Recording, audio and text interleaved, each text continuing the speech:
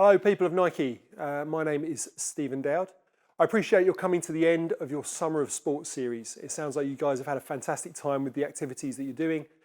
Nike have asked me today to come and speak to you about some of my lived experience story, just to put a cap on the end of what you're doing in the lead up to the Paralympics.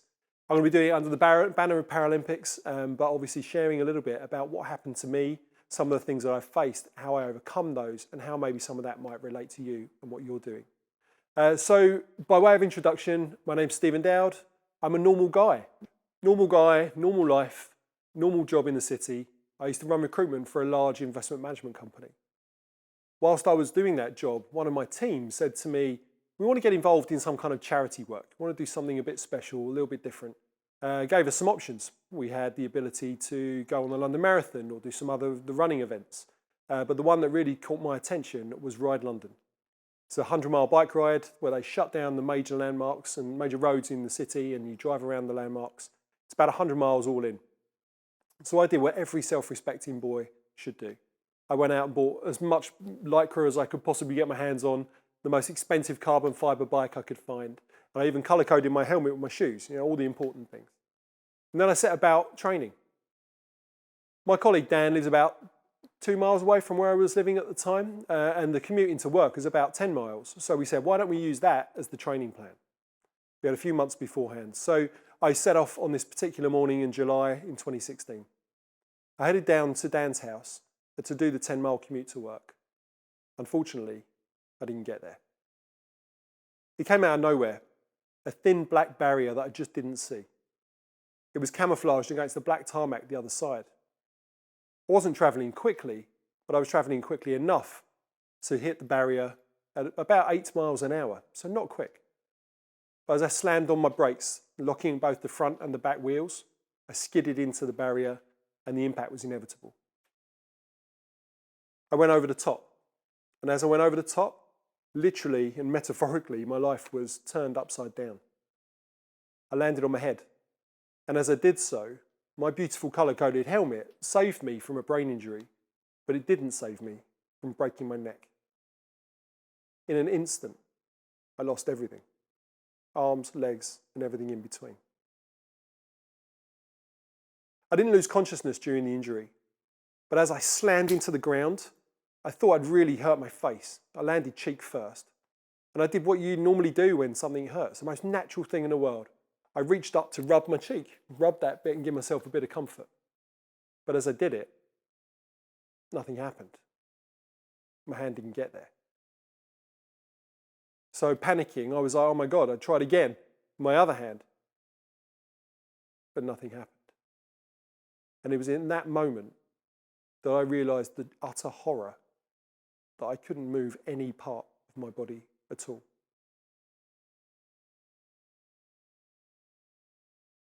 As I was laying there on the ground, I could feel the panic rising.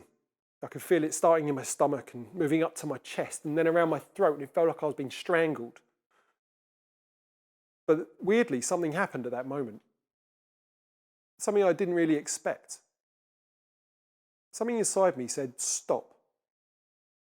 This panic you're feeling now, this overwhelming sensation, this isn't going to help you.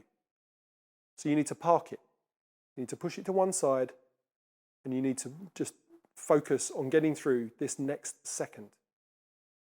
So I did that. I turned off those emotions, and I just focused on living that next second. I got through it, and my body said, well done, now get through this second. So I did. And this one. So I did. And I lay there, living my life second by second by second. Inches from death, but learning to be in control of that moment. My biggest challenge that I'd ever faced. I was found on the ground by a couple of runners. They were nearby. They'd been running along by the Thames on this beautiful morning, about 6:30. Not a lot was going on, so I was lucky that there were people there, really. And they came over and they found me on the ground. I was able to communicate with them, and I spoke to the first one and I said, this is my wife's number.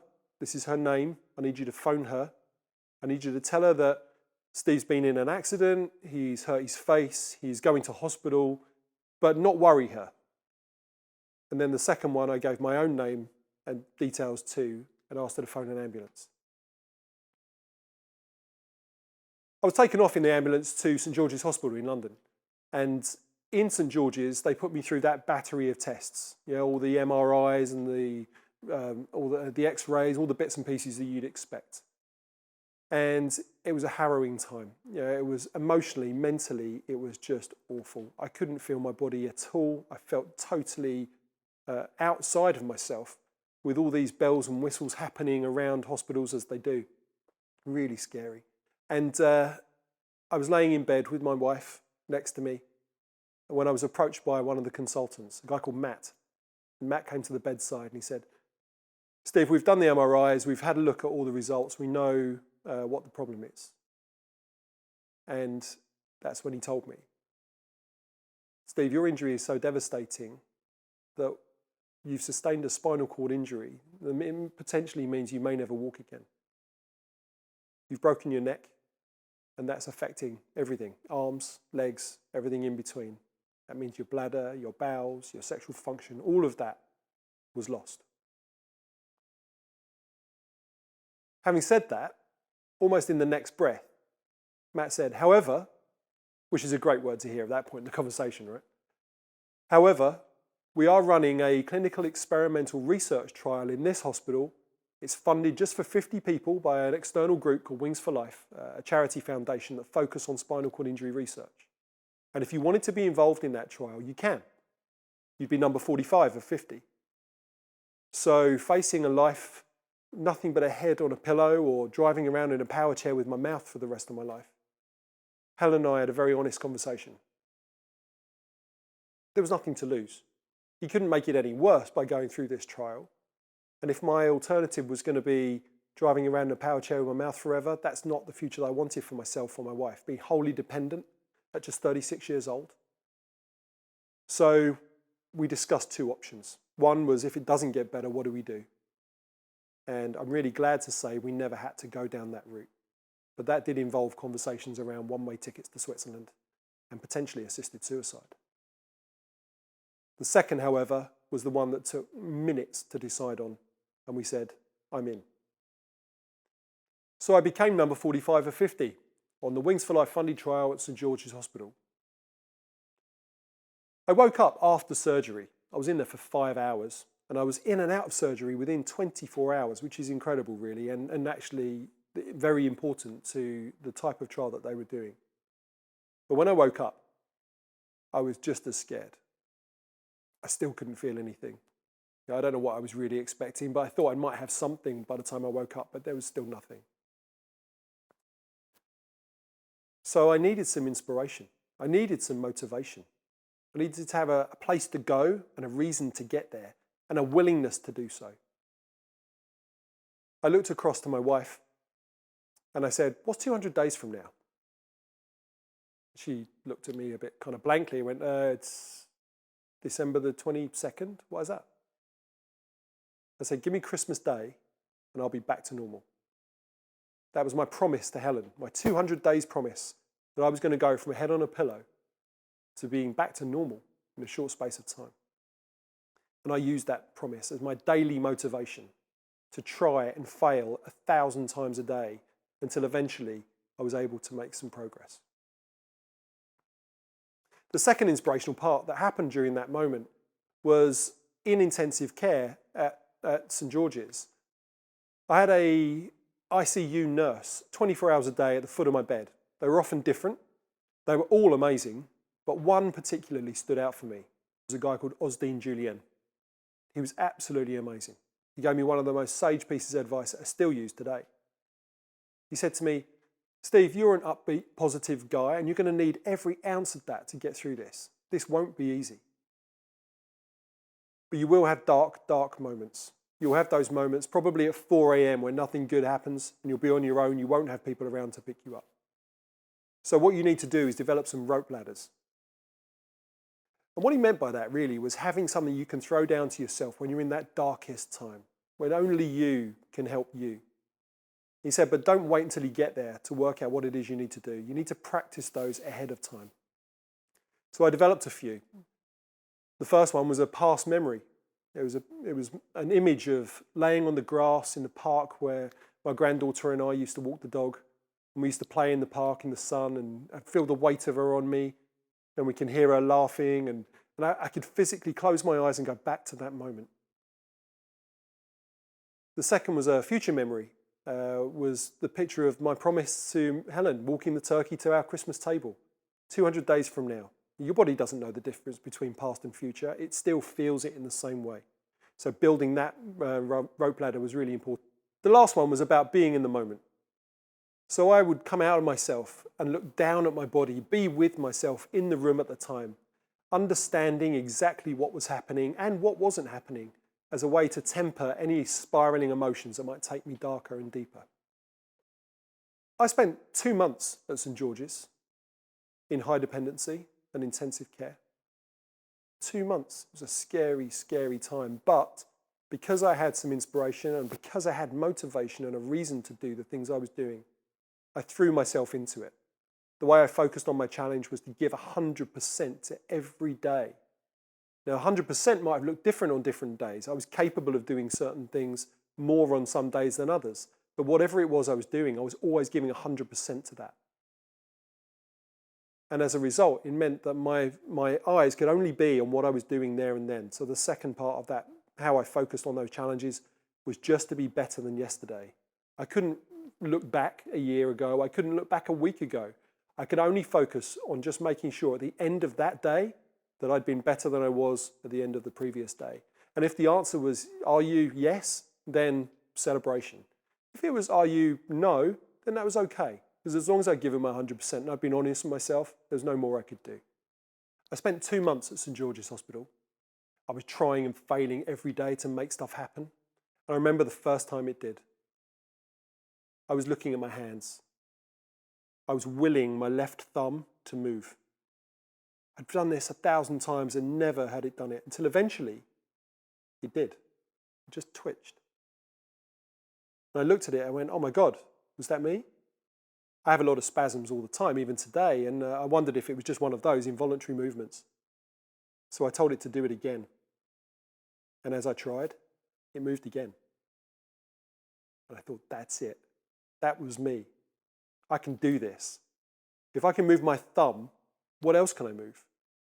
And then I started just working on little patches of skin and different toes and arms, and eventually I found that things were starting to come back online, slowly but surely. Hell of a lot of effort, hell of a lot of fail. But I was trying new things all day, every day, until eventually I was able to get enough back to start advancing into further rehab. 2 months came and went really quickly at St George's. Although each and every day feels like a long time, by the time we got to the end of those 2 months, I was time to move on to my next hospital, where I was going to spend another 2 months. This is a rehab hospital in Stanmore. So here in the UK, we have 2 main rehab hospitals for spinal injury. One's in Stanmore, and the other is in Stoke Mandeville, home of the Paralympics, where the Paralympics was actually invented. With their values of determination and courageousness and inclusion, they have some amazing programs that align sport with rehab. And that's both the physical and mental elements that go into those sports. I love those values. They really appealed to me. So I threw myself into everything Stanmore had to offer. I tried so many different sports. Some sports I'd never even done before. Certainly never done before with a spinal cord injury. I tried table tennis. I was utterly awful. I didn't really have any hand strength, so I got the bat across to the competitor more often than I did get the ball. I used to tape my hands into tennis rackets so I could try a bit of tennis. In fact, there's an image to show you some of my, the look on my face when tennis suddenly became something I could do and a racket that I could hold on my own. I tried wheelchair basketball, and to be honest, the less said about that, the better, and probably the same with wheelchair rugby. And if you get an opportunity to see wheelchair rugby in the Paralympics this year, murder ball is the reason they call it that. It's the most violent, momentum-driven sport. It's like robot wars with real people in tanks. Well worth a watch, but yeah, not a sport for me. But I always fancied cycling again. Now, I'd had my injury on a bike. It would have been totally understandable if I never wanted to set foot on a bike again. But I faced that challenge. Cycling became the thing that I almost had to do. So imagine my surprise when I was told that they could rock up a small bike into my room, and although I couldn't turn the pedals myself, a little electric motor would put my body back through the actions of cycling again. So each and every day I was trying new things, I was doing new sports, I was moving in ways I'd not moved before. And all of it was to build strength, was to learn to stand and learn to walk again. That was always that goal. Always remember with my 200 days promise to Helen that I was going to get that turkey to the table. And that's when it happened. I was in one of my physio sessions. I had a brace across my stomach, holding in my abs, because my abs, even today, are still quite badly affected. But I'd built up enough strength in my legs, and I'd tried and failed 1,000 times to stand. But let me take you to that moment. Oh, brilliant. Oh my God, I was a guy who could stand. Now I was a whole new momentum behind me. I was going to physio sessions and occupational therapy sessions. Some of them I was doing standing up. I was wheeling myself to the session, standing up to do whatever it was I needed to do for the entire session, and then sitting back down again and rolling back into the ward. When I was back in the ward, I was picking up again inspiration and motivation from all corners. This is 2016. This is exactly the time when the Rio Olympics and Paralympics is on. So whilst I'm working really hard on one hand, I'm spending that downtime in a canteen or a restroom or even on my bed with a television in the ward, watching some of these people do the most amazing things. Hearing some of these backstories of people like me that had things like spinal cord injuries and also were missing limbs or had emotional or intellectual impairments or PTSD related things, all sorts of different impairments that they were struggling with, biggest challenges that they were facing, changes that had often been forced upon them, but they were able to take what they were doing to the world stage and perform at the very top of their capabilities. I was intrigued. How the hell does someone do that? How do you get from a broken person to a Paralympian? What's that journey? But what really struck me was, if they could do it, maybe I could do a piece of that in my own rehab. Now, I didn't intend to win gold medals, of course, but there was nothing to say that that couldn't be possible to be used as a skill, as a tool to take those steps forward. So each and every one of those Paralympians that were out there running and jumping and throwing and whatever it was they were doing, swimming, they were inspiring me every day to carry on doing what I was doing. As much as I was inspired and motivated to take on some of these things during my time in hospital, I didn't want to stay there at weekends as well. I had an opportunity to break out and go and see friends and family. I don't think the hospital liked it very much, frankly, but I was able to break away and just kind of be in a different environment and almost pretend to be normal for a while, which emotionally and psychologically was really important, for me at least. I remember going in a car we'd hired. We got a little Volkswagen Golf and I headed over to my mum's place. She lived in Chelmsford at the time, over in Essex. And we were heading over to her place for lunch. She has a step that leads up to another step that leads into her house. I was going to struggle with these steps, I was sure. And she was talking about ramps and all sorts of stuff, trying to work it out so that my wheelchair could just about squeeze through her tiny little front door and I could go and enjoy lunch with the family. But we didn't have the equipment that we needed. We didn't have those ramps. We didn't have all those bits and pieces. I hadn't even really thought about it. Quite new to all this disability lark. But that's when I said to her, well, I've been standing a bit and things like the cycling, I've been building up the strength in my legs. Why don't I just try and walk in? What? You can imagine her panic, the idea of me walking, especially up steps. I said, don't worry, I'll be fine. Let's give it a go. What's the worst that can happen? I fall on my face. I've probably got the strongest neck I've ever had. I've got lots of metal work in there right now. I'll be fine. So I gave it a go. I tried something new. I got out of the car. I walked up to those steps. I took the first one really gingerly. I moved up to the second one and holding on to the walls, or leaning into the walls more accurately, I was able to get in and up and through and collapse on the sofa. It was an incredible, intense moment. I felt so proud of myself that I'd been able to do it, and it was another massive step forward. We had lunch, and then on the way out, I was so buoyed up by what I'd managed to do that I wanted to do it again, but this time in reverse. So let me take you to that moment.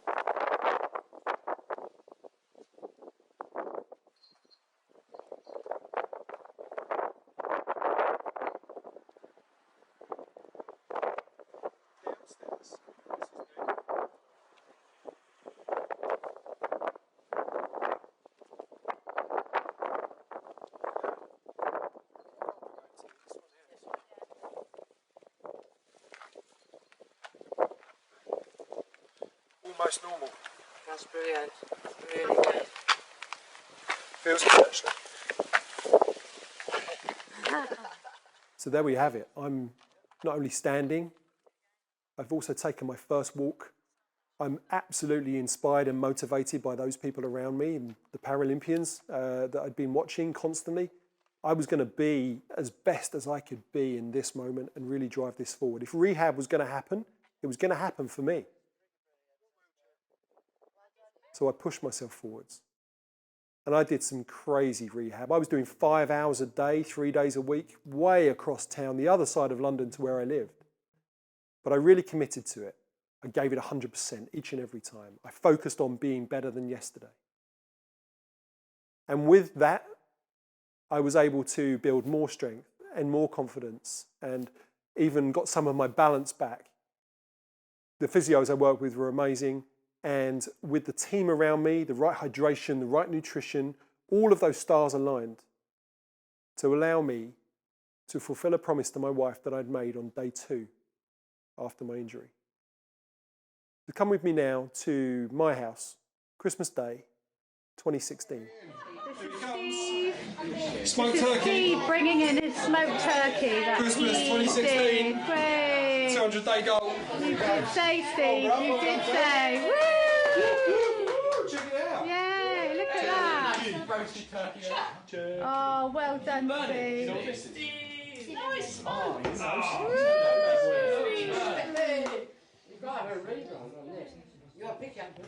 Well, what can you say? You said you would do it, and you've done it, haven't you? 200 days. Yeah. That's the one. You rocked it, Steve. Well done. Team Steve. Well done. Hashtag Team Steve. Well done, Steve. Woo! So you can imagine the delight on everyone's face, not least mine. I'd fulfilled a promise to my wife of going from a head on a pillow to being able to walk our Christmas turkey to the table in just 200 days. And then what? Like any Paralympian, I'd set myself a bold, ambitious goal, a gold medal winning level goal that I'd only ever got to by taking it step by step, day by day along the way. But I'd got there. I'd effectively won the gold medal in my own rehab. But what happens then? What happens after the event? What happens after the podium? When you've won your gold medal, you wake up the next day, it's just Wednesday. What do you do with that? So what I did is I had a day off. I'd worked bloody hard for the last 6 months. I felt like I should absolutely be for the opportunity to sit on the sofa, have Baileys on my cornflakes and watch the Bond film all day, which I duly did. But what I also did was I set myself another bold, ambitious challenge. And I quickly penned a little Facebook post. Before I told my wife, which is always a bad order, never do it in that way, by the way. But I told the world what I was going to do was in another 200 days from that day, that I was going to get back on the bike that I fell from, the very same bike that I had my injury on, and I was going to cycle those 100 miles that I didn't get to do because my injury got in the way. Now I had another gold level goal. I had another bold, ambitious promise, this time to the world. And I set about more training and more 100% commitment and more discipline to my own rehab and pushing that forwards. And you'll see in this next image that I did get back on that bike. Here's a picture of me at Red Bull headquarters. The bike I'm riding is the same bike that I fell from. I'm not riding on my own. I wasn't allowed to. Once I'd told people about what I wanted to do, everybody wanted to be involved. So there's a whole room of people also cycling 100 miles on what's known as a turbo trainer. So effectively you take your back wheel and you hook it up to a machine. You don't go anywhere, it's static cycling. But we cycled like that together for 6 hours. And eventually I came in at 5 hours, 59 minutes and 40 seconds, beating my promise to the world by just 20 seconds, but getting over the line of 100 miles on the bike that I was injured on. And that in itself was a huge, monumental moment for me. But I think what it was as well was that I was showing other people what was possible. I felt like I had an obligation, a commitment to others to show them what was possible if you really put your mind to it. As I said at the top of this conversation, no superhuman DNA here. I'm an ordinary guy that had an extraordinary thing happen to him and an extraordinary story that followed. But it's your story. Yeah, my biggest challenge is my biggest challenge, but whatever your biggest challenge is your biggest challenge. It doesn't have to be paralysis. It's not even benchmarked to anyone else. It's whatever is biggest for you. And I think that's the important point here. If you can find the tools to approach your biggest challenges and overcome them in the way that's special to you, then you win. I had lots of conversations after being in Stanmore, being in that second hospital, the rehab hospital, with Paralympians. I decided I was so inspired by those people that I wanted to know more about who they were, about their stories, about what motivated them, what pushed them to achieve the things that they did. One guy you'll probably know. There's a guy called David Smith, who's a Nike-sponsored athlete. David is also a spinal cord injured person. He had a tumour on his spinal cord, which came about, and unfortunately left him also paralysed. It was in his neck, it was quite high, similar to my injury, and he also lost arms and legs. David, however, to me, is a bit of a superhero. That's happened to him several times now. He's had to learn to walk again more than once. And not only that, he went from being a runner to being in karate to being a bobsledder to eventually taking up rowing, where he won a gold medal at the 2012 Olympics in London, and then became a cyclist thereafter, where he was winning all sorts of awards in cycling too. And along the way, he was facing paralysis and recovery from paralysis regularly. Wow. What a role model. But what David said to me was that he acknowledges that he's a role model. He acknowledges that other people will look up to him, people like me. And that in itself is a good enough reason to carry on doing what he does. You know, he doesn't choose to be a role model, he just is by his very actions. He doesn't go out selling himself as a role model, but he is because of what he does. And I think that's an important point for all of us. You don't need to have a special room for role models. You know, we're all role models to our friends, to our family, to our colleagues, sometimes to people we don't even know. And I think that's what's really important as well. To acknowledge that your actions will help you, but will always help other people. And that's a good enough reason. So what next? Well, I just got addicted to challenge. I saw that my promise to Helen with the 200 days I could do. I saw that what became known as the 200 days challenge, which was the 100-mile bike ride, I could do. What else could I do? I took a phone call from Wings for Life, who run an incredible event called the World Run. It's the world's biggest running event. It's quite different in as much as the finishing line chases you. You start running wherever you are, and then eventually through the app, the car will come up behind you. And when it passes you, that's the end of your run. What it means is it's not a 5K run or a 10K run or a marathon distance. You can't fail. You just can go as far as you can go. Look it up. It's well worth doing. I got this call that said, why don't you be involved in the World Run? And I kind of laughed a little bit, if I'm honest. I said, you're joking. And, you know, I've gone from a head on a pillow to being able to stand and being able to turn the wheels of a bike, but I've not run anywhere since my injury. And we're talking about like days away, really, from this event. But I gave it some time to think about it. And again, thinking back to those Paralympians that have lost limbs, people that have got incredible issues beyond those that I had at that time. They were there on tracks. They were running and competing and winning medals all over the place. So I thought, you know what? Let's try something new. Let's give it a go. What's the worst going to happen? I fall on my face. Mind you, if I do, there was hundreds of thousands of people watching, and it wouldn't have been a good look for me or Wings for Life, frankly, but why not? Let's give it a crack. So I turn up on the start line of the World Run. I set off, and I start running, and in my mind I'm thinking, well, if I get to 3K without falling on my face, I'll have done really well. Yeah, it's not pretty, it's not special running in any way, but it's definitely not walking, so crack on and see how far you can get. Those first few footsteps were quite scary. That was me trying something new for the first time. But I put one foot in front of the other, and I kept going, and I kept going past 3K. And eventually I got to 5K, which was my old running distance before my injury, which in itself was a landmark. But I didn't stop at 5 because I hadn't been caught by the car. The car was still coming. So I carried on running. I got to 7K before the car passed me, which is one of the furthest distances I've ever run.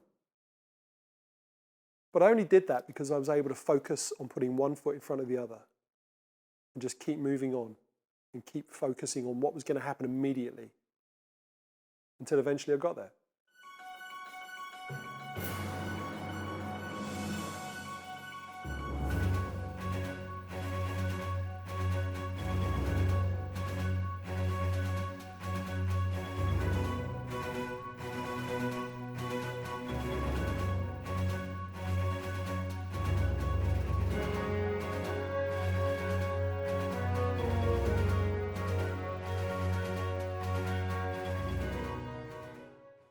Talking of new things, I also got a call from a friend who said, we've got a ski lodge up in the Alps. Do you fancy coming and having a bit of a go on skiing? Well, I'd never been skiing. When I was a kid, we didn't have any money, so I couldn't afford to go skiing. And then I got a job in the city. I had the money, but I didn't have the time, so skiing wasn't an option. And then I managed to land on my head in a cycling accident and lost my arms and legs. So skiing was out, right? But I thought, well, why not? The worst case scenario, I'm rubbish at skiing, I can't do it, and I end up in a bar somewhere with après ski. Yeah, I can handle that. So we'll give it a go. Here's a short video to show you some of the things that happened and some of the things I learned in a week of falling over every 6 feet until eventually I was able to get up and do a blue run on my own.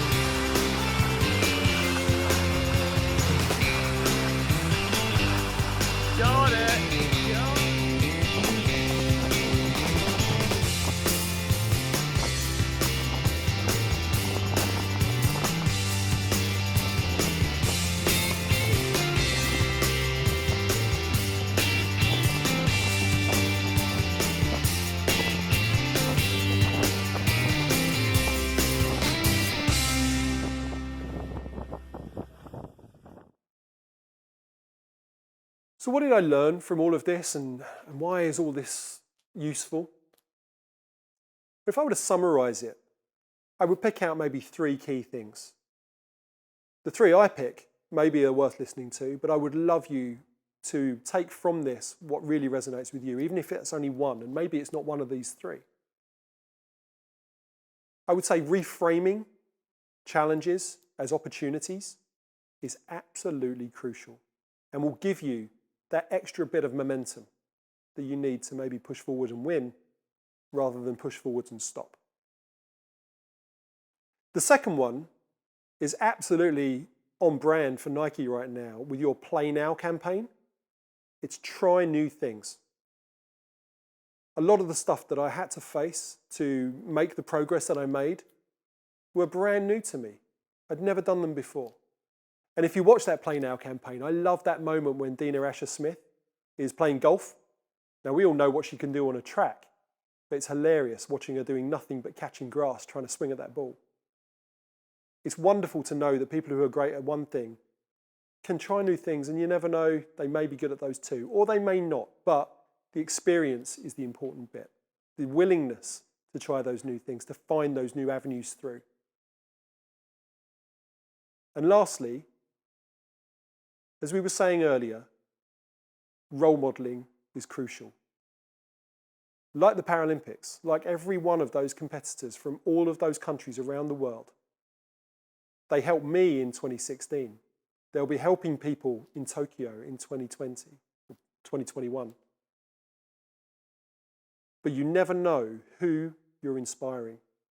And that's reason enough to just do it. Thank you very much, and good luck.